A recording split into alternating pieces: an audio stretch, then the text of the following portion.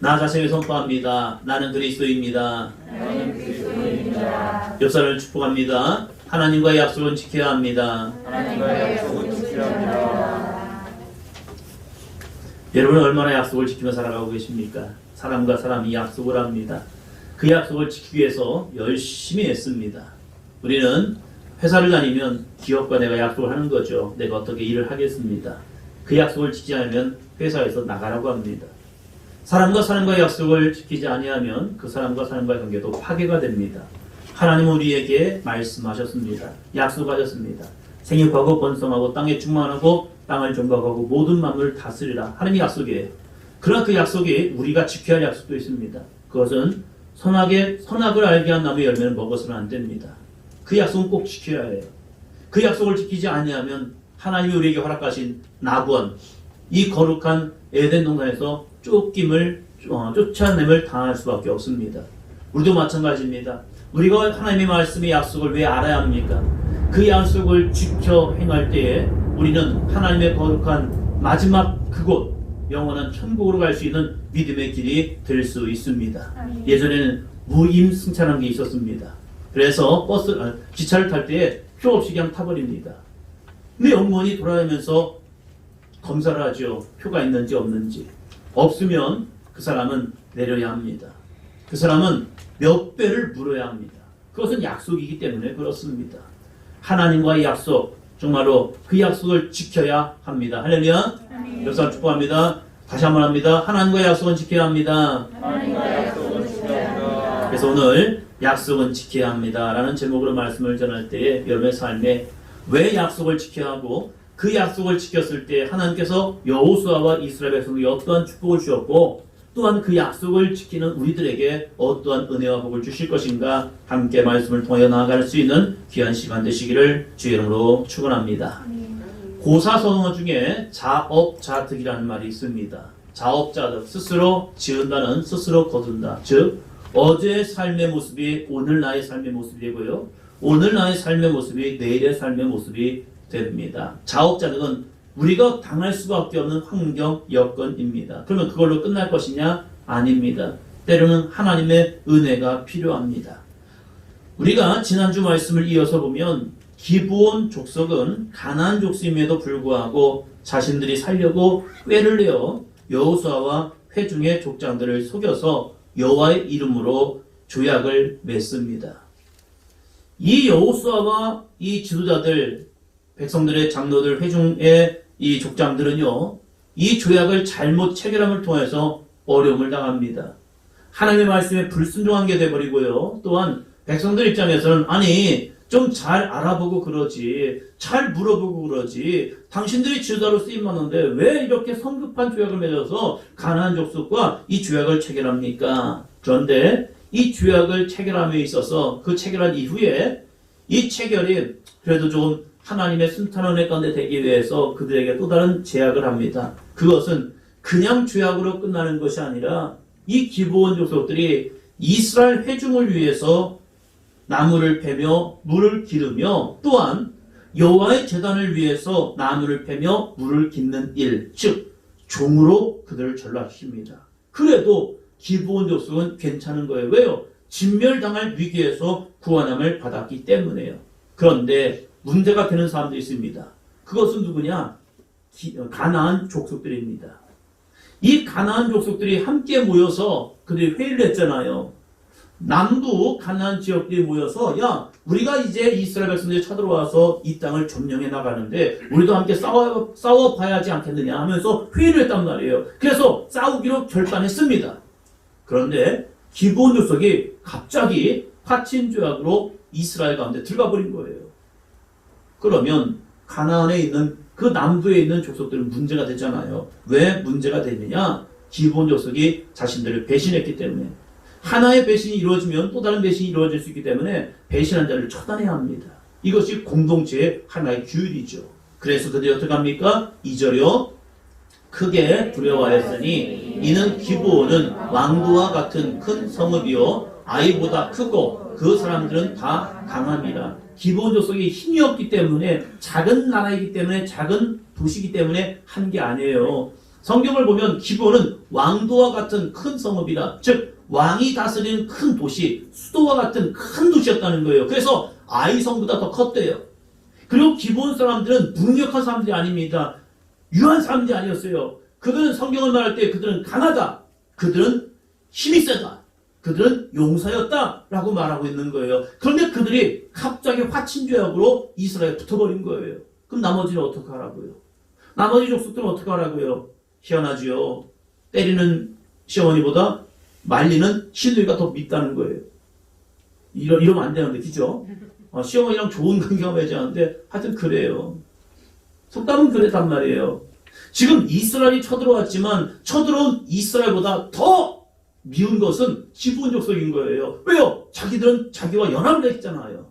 근데 그 연합을 깨버리고 이스라엘에 붙어버려? 그러니까 이 가나안 5 족속은 그 화살이 어디로 가느냐? 기브온 족속에 가는 거예요. 그래서 예루살렘 왕 아도니 세덱을 중심으로 그들이 다시 뭉쳐버립니다. 그리고 우리 기브온을 응징하자 뭉쳐버렸습니다. 4절에 내게로 올라와 나를 도우라. 우리가 기브온을 치자. 이는 기브온이 여호수아와 이스라엘 자손과 더불어 합친하였음이니라 하매. 5절이요. 아모리 족속의 5 왕들 곧 예루살렘 왕과 헤브론 왕과 야르뭇 왕과 라기스 왕과 에글룻 왕이 함께 모여 자기들의 모든 군대를 거느리고 올라와 기브온에 대진하고 싸우니라. 아멘. 가나안은 남쪽과 북쪽이 좀 다른 족속으로 형성이 되어 있습니다.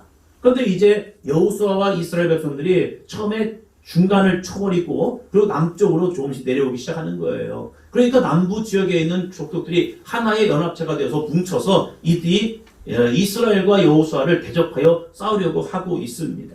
그런데 이제 여호수아는 결정을 해야 합니다. 예루살렘 왕 아도니세덱이 중심으로 기브온 족속을 치겠다는 겁니다. 자, 여호수아와 이스라엘 입장에서는 눈에 가시가 제거되는 일일 수 있습니다. 기브온 족속 때문에 하나님의 말씀을 어기게 되었고 잘못된 화친 죄악으로 인하여서 그들에게는 올무가 돼버린 거예요. 그 올무가 된 기브온 족속을 누가 치겠다고요? 가나안 족속 자기들끼리 쳐서 죽이겠다는 거예요. 그러면 어쩌면 여호수아에게는 가시 같은 존재가 제거되는 그러한 방법이 될 수 있단 말이에요. 그런데 이 기브온 족속에서 이 여호수아와 이스라엘 백성들에게 도움을 요청합니다. 6절이요. 기브온 사람들이 진영의 사람을 보내어 여호수아에게 전하되 당신의 종들 돕기를 더디하지 마시고 속히 우리에게 올라와 우리를 구하소서. 산지에 거주하는 아모리 사람의 왕들이 아멘. 예, 기브온 사람들이 여호수아에게 도움을 요청할 때 이러한 이야기를 합니다. 당신의 종들 돕기를 어떻게 하지 말라고요? 더디하지 마시고. 지금 이 5 족속이 순간 뭉쳐서 기브온을 치러 옵니다. 이 기브온이 큰 성읍이지만 이 5 족속이 쳐들어와서 공격을 하면요, 자기들도 순간 무너질 수 있습니다. 아예 이스라엘이 아니라 가나안 족속에 의해서 이제 진멸당할 위기가 된 거예요. 그들이 늦게 돌아오면, 늦게 도와주면 우리는 끝날 수 있습니다. 그래서 좀 더디게 하지 마시고 속히 우리에게 올라와 우리를 구하소서. 전쟁은요, 시기입니다. 시간을 잘못 맞추면요, 끝나버립니다. 한국 전쟁이 우리 남쪽에 좀 어느 정도 승리해서 올라올 수 있었던 이유가 그거래요. 김일성이 무력을 가지고 쳐들어와서 3일 만에 서울을 수국 걔네들이 점령했잖아요. 그리고 나서 그냥 그 힘으로 돌진해서 쭉 내려왔으면 이 연합체 유엔에서 돌아오기까지 이들이 남쪽까지 확 쳐들어왔으면 전쟁은 끝날 수 있었다는 거예요. 그런데 이 김일성의 참모 중에 한 사람이 수도만 점령하면 끝난 겁니다. 그냥 좀 기다리시면 이들이 항복하고 우리에게 다가올 겁니다 하면서 거기서 멈춰섰다는 거예요. 그 멈춰섬 때문에 우리 국군이 이제 무력을 다시 점검하고 싸울 수 있는 여건이 되었다는 거예요. 물론 미국의 입장과 한국의 입장은 좀 다른 부분이 있었습니다. 그런데 그러한 역사적 히스토리가 있다는 거예요. 쭉 돌진해서 왔으면 이 나라는 순간 다 모든 것이 공산주의가 됐을 거라는 거예요. 그런데 그 한 사람의 조언이 이 북한 이 인민군을 멈춰서겠다는 거예요. 그래서 우리에게 이 전열을 가다듬고 싸울 수 있는 여건이 되었다는 사실입니다. 지금 기본적 속에는 1분 1초가 아깝습니다. 지금 5개의 가나안 족속이 쳐들어와서 그들을 치료할 때에 신속하게 올라오지 아니하면 그들은 완전한 진멸을 당할 수밖에 없습니다. 그러면 여러분 같으면 어떻게 하시겠습니까? 누군가 나를 속여서 곤경에 빠뜨린 사람이 있습니다. 내가 의도치 않은 약속을 한 게 있습니다. 그런데 중요한 게 있습니다. 그들에게는 사람과 사람과의 약속이 아니라 하나님의 이름을 가지고 약속을 했습니다. 우리가 신앙생활할 때에 때론 이러한 약속을 할 때가 있습니다. 내가 어떠한 결단을 할 때에 내 그냥 마음과 뜻이 아니라 하나님 주신 감동으로 우리가 약속을 할 때가 있습니다. 그 약속 어떻게 해야 합니까? 어떤 사람이 이렇게 합니다. 목사님, 곤경에 빠뜨려다 보니까 내가 갑자기 어려움이 있다 보니까 이러한 약속을 했습니다. 근데 상황이 바뀌니까 지금 정신을 차리고 보니까 아니 그 약속은 좀 무리인 것 같더라고요. 이러한 말씀을 하시는 분이 있습니다. 지금 여호수아 입장에서도 기브온을 도와줄 거냐 말 거냐 이것은 굉장한 결단입니다. 왜요? 이 전쟁에 잘못 들어가면 5 족속과 함께 싸우다 보면 자기들도 위태할 수 있기 때문입니다. 그러면 좋은 전쟁은 무엇입니까? 1차적으로 기브온과 5 족속이 그냥 싸우게 내버려 두는 겁니다. 그러고 나서 이제 한쪽의 전열이 조금 힘들어지면 그때 들어가서 싸우면 자기들은 쉽습니다. 6.25 전쟁의 역사를 보니까요. 이 김일성을 북에서 나와서 우리 남한을 칠 수 있도록 뒤에서 바람 부는 놈이 있더라고요. 그게 스탈린이었대요. 러시아의 스탈린이 지금 이 국제무대에서 미국의 강세가 강해지니까 이것이 얘네들이 남한과 북한을 싸우기 위해서 이 미국을 전쟁에 집어넣고 중국을 집어넣고 자기들 뒤에서 보면서 이 전쟁의 패권 속에서 미국을 제압하려고 했던 그런 역사적 문건이 있다는 거예요. 야, 이거 못된 사람들이죠. 그러면 여호수아 입장에서 가나안 5 족속과 기본 족속과 1차적으로 싸우고 나면 자기들은 점령함에 있어서 쉬운 전쟁이 될 수 있습니다. 그리고 기브온은 자연스럽게 제거할 수 있어요. 그런데 여호수아의 반응입니다. 7절이요. 여호수아가 모든 군사와 용사와 더불어 길갈에서 올라갑니다. 도와주세요. 당신의 종들을 좀 도와주세요. 거대 오지 마시고 속히 오셔서 좀 도와주세요. 라고 하니까 여호수아가 군사와 용사를 더불어 올라갑니다. 왜 그는 신속하게 움직였을까? 왜 기브온 족속이 부탁했을 때 그 부탁을 거절하지 아니하고 앓는 이를 뽑는 것처럼 그래 잘됐어 이것들 자업자득이야 그럴 줄 알았어 하면서 방관하는 자세가 아니라 왜 이렇게 도와줬을까? 하나의 이유입니다. 단 하나의 이유. 한번 더 합니다. 하나님의 이름으로 약속했기 때문에 여호수아는 자신의 이름으로 하지 않았습니다. 자신의 방법으로 하지 않았습니다. 속은 약속이었지만 전능하신 하나님의 이름으로 그들이 약속했기 때문에 여호수아는 마음에 생각한 겁니다. 하나님과의 약속은 지켜야 해. 내가 설령 속아서 했다 할지라도 이것은 하나님의 이름으로 했던 약속이기 때문에 나는 반드시 지키리라 이 믿음을 가지고 나간 겁니다. 사사시대에 입다라는 사람이 있습니다. 입다가 이스라엘의 사사가 되어 암몬 족속과 전쟁을 치르기를 준비합니다. 암몬 족속은 이스라엘을 여전히 늘 괴롭히고 힘들게 했던 족속입니다. 싸움은 전쟁은 만만치 않습니다. 그런데 성경을 보니까 이 암몬 족속과 싸우러 나가는 입다에게 여호와의 영이 임하였고 그 여호와의 영이 임한 입다가 하나님께 서원을 합니다. 사사기 11장 30절로 31절입니다.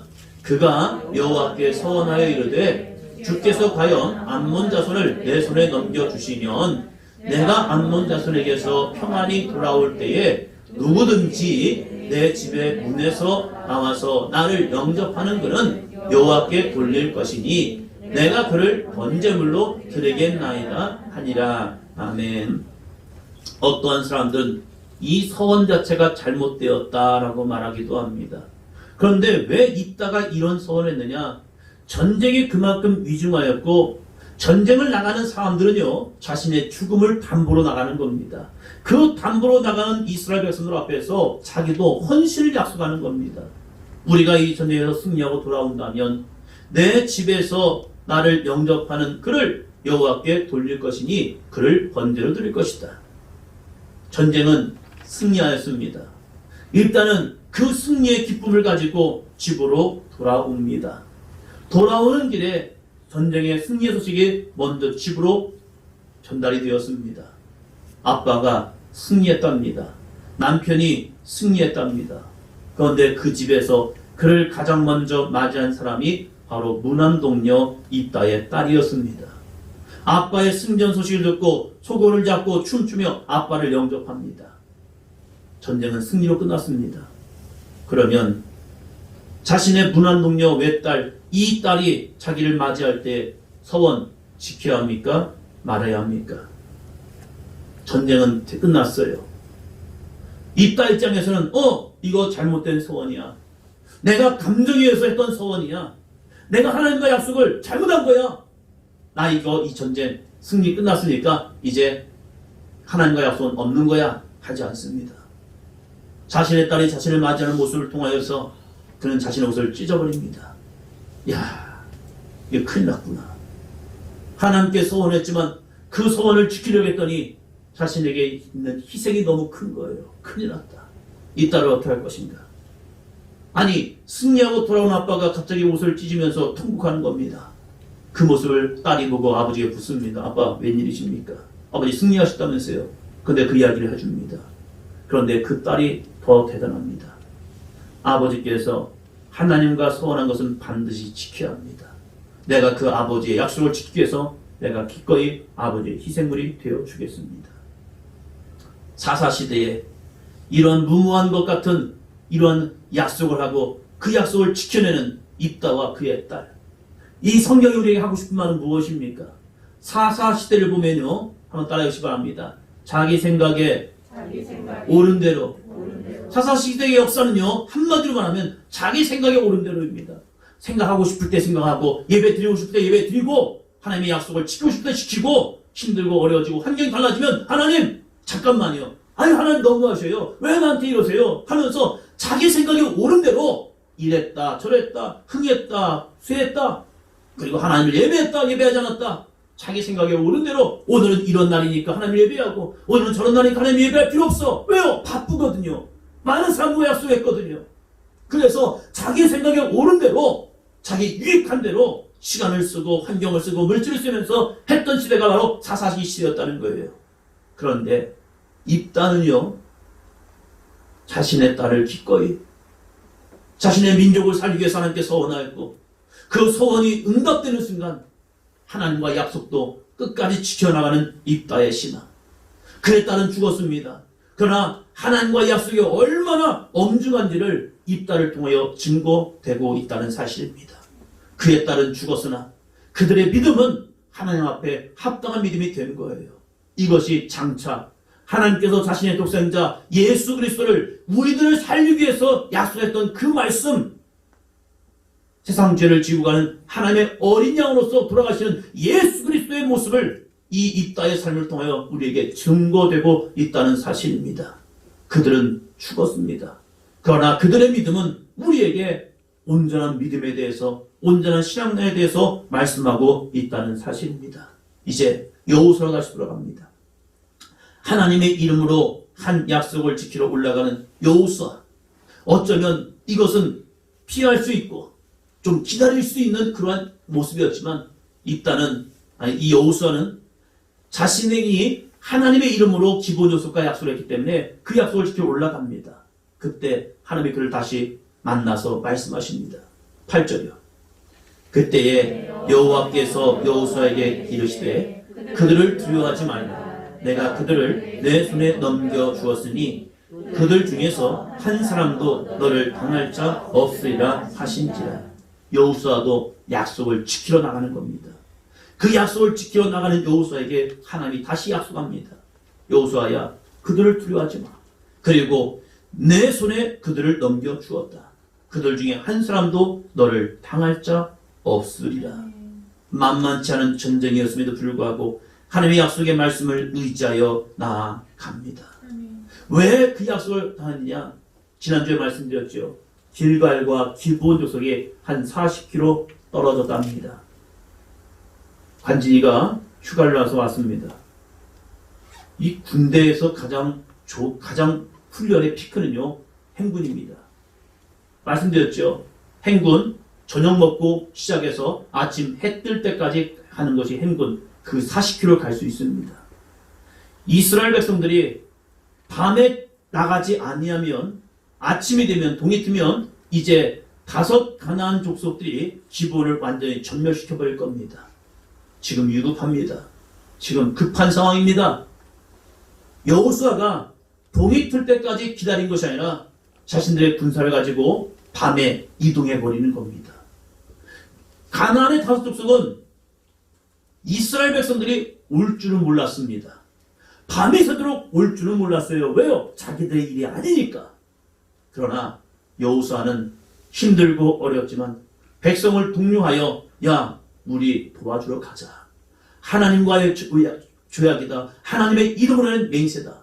그럼 우리가 저들을 도와줘야 한다. 백성들아 일어나라. 함께 가자. 행군하고 나면요, 무지 힘듭니다. 군인들도요, 행군하고 나면요, 그 날은 완전히 쉽니다. 그래서 그들에게 또 다른 전열을 가다듬도록 만들어줍니다. 이스라엘 백성들이 40km 되는 그 길을 밤새도록 행군했습니다. 그러면 그는 지칠 수 있습니다. 힘들 수 있습니다. 어려울 수 있습니다. 기본을 위해서 싸울 수도 없을 수 있습니다. 그러나 하나님이 그들과 함께 하셔서 그들을 이렇게 승리케 하십니다. 10절이요. 여호와께서 그들을 이스라엘 앞에서 패하게 하심으로 여호수아가 그들을 기브온에서 크게 사륙하고 베토론에 올라가는 빗달에서 추격하여 아세가와 막게다까지 이르니라. 할렐루야. 말씀에 순종하여 나아가면요, 약속을 지키기 위해서 나아가면요, 하나님이 그곳에서 그들을 만나주고 그들과 함께 하시고 그들을 통하여 여호와께서 행하시는 놀라운 은혜를 보게 하실 줄로 믿습니다. 2022년 표가 그러죠. 내가 믿으면 하나님의 영광을 보리라. 할렐루야. 허다합니다. 내가 믿으면 하나님의 영광을 보리라. 여호수아가 하나님의 말씀을 믿고 나가는 거예요. 믿고 나아갔더니 그 믿음의 현장 속에서 여호와께서 그들을 통하여 승리케 하시고 이스라엘 앞에서 가나안 족속을 패하게 하신 줄로 믿습니다. 그들이 순종하여 나가니까 되는 거예요. 약속을 믿고 나가니까 되는 거예요. 약속을 지키기 위해서 나갔더니 그들에게 하나님이 승리케 하신다는 겁니다. 할렐루야. 여러분, 하나님의 약속을 뒤로 놓지 마시고 가장 소중한 맨 앞으로 놓고 그 약속을 향하여 나가시기 바랍니다. 어떻게 승리하게 하십니까? 11절입니다. 그들이 이스라엘 앞에서 도망하여 베토론의 빗달에서 내려갈 때에 여호와께서 하늘에서 큰 우박덩이를 아세가에 이르게까지 내리심에 그들이 죽었으니 이스라엘 자손의 칼에 죽은 자보다 우박에 죽은 자가 더 많았더라. 할렐루야. 하나님 어떻게 싸우실지 아무도 모릅니다. 하나님이 어떻게 가나안 족속을 멸하실지 모릅니다. 그런데 하나님께서 약속을 믿고 여호수아와 이스라엘 백성들이 밤새도록 진격하여서 그 기본에 임했을 때 하나님께서 그 하늘에서 큰 우박덩이를 내려서 적들은 그 우박을 맞고 죽게 하고 이스라엘 백성들은 그곳에서 승리케 하는 능력을 경험하게 된 줄로 믿습니다. 왜요? 여호수아는 약속을 지키는, 여호와의 이름으로 했던 약속을 지키는 믿음의 사람이었기 때문입니다. 그리고 전쟁 중에 하나님께 이렇게 선포합니다. 같이요. 태양아, 너는 기본 위에 머무르라. 달아, 너도 아얄론 골짜기에 그리할지어다. 아멘. 태양이 멈추는 것, 달이 멈추는 것, 이게 가능한 일입니까? 이건 불가능한 일이에요. 아니, 지구가 돌고 있는데 어떻게 태양이 멈추고 달이 멈췄습니까? 이건 과학적으로는 불가능합니다. 그러나 하나님은 가능하십니다. 왜요? 하나님은 천지만물을 지으신 하나님이기 때문에. 여러분, 이게 안 될 거라고 생각하십니까? 약속을 믿고 믿음으로 나가보시기 바랍니다. 그리고 믿음으로 선포하시기 바랍니다. 전에도 없고 후에도 없는 이 거룩한 능력이 여호수아와 이스라엘 백성들에게 보여지고 있다는 사실입니다. 우리 사도인전교회 여러분의 삶을 통하여 이러한 하나님의 기적과 능력을 경험할 수 있는 믿음의 삶이 되기를 주의 이름으로 축원합니다. 그러기 위해서 나부터 하나님과의 약속을 지켜보자는 겁니다. 여호수아가 하나님의 약속의 말씀을 의지하고 그 약속을 지키기 위해서 기브온 족속을 도와주러 갈 때에 하나님의 구원하심을 보는 능력의 삶이 되었습니다. 여러분 힘들다고요? 지쳐있다고요? 어렵다고요? 내 환경과 여건은 안 된다고요? 아니요. 여러분의 신앙이 여호와와 함께했던 약속, 여러분이 하나님의 이름으로 맹세했던 약속, 그 약속을 지키기 위해서 한 발짝 한 발짝 나아갈 때 하나님이 행하신 놀라운 기적 은혜, 여러분이 헌신하고 충성하고 육적인 손해가 된다 할지라도 믿음을 가지고 나아가는 저와 여러분을 통하여서 하나님은 구원하심을, 하나님의 영광을 보는 믿음의 삶이 될 줄로 믿습니다. 우박을 내리셔서 대적을 멸하시고 해와 달이 멈추는 기적을 통하여 승리케 하신 하나님께서 오늘도 우리와 함께 하시고 동행하십니다. 2022년 어떠한 사람과의 약속을 지키기보다 먼저 하나님과의 약속을 지켜 살아가십시오. 반드시 어떠한 영적인 삶에서도 어떠한 어려운 환경에서도 여건에서도 주 예수의 이름으로 여러분은 승리하는, 대적을 싸워 승리하는 여러분의 삶의 기적과 능력을 경험하는 믿음의 삶이 될 줄로 믿습니다. 다시 한번 역사를 축복합니다. 하나님과의 약속은 지킵시다. 속회에서 내가 믿음으로 하나님과의 약속을 하였지만 지키지 못한 일 한번 나누어 보시고 어떻게 지켜야 할 것인지, 혹시 나의 삶이 자업자들의 삶이 아닌지, 그렇다면 나는 뭐 또한 믿음의 씨앗을 심을 것인지 다시 한번 생각해 보시고 속회에서 나누셔서 여러분의 삶이 하나님과의 언약을 지켜서 2022년 하나님이 하셨습니다. 하나님이 이루셨습니다. 하나님의 능력을 보였습니다. 고백되는 삶이 되기를 주의 이름으로 축원합니다.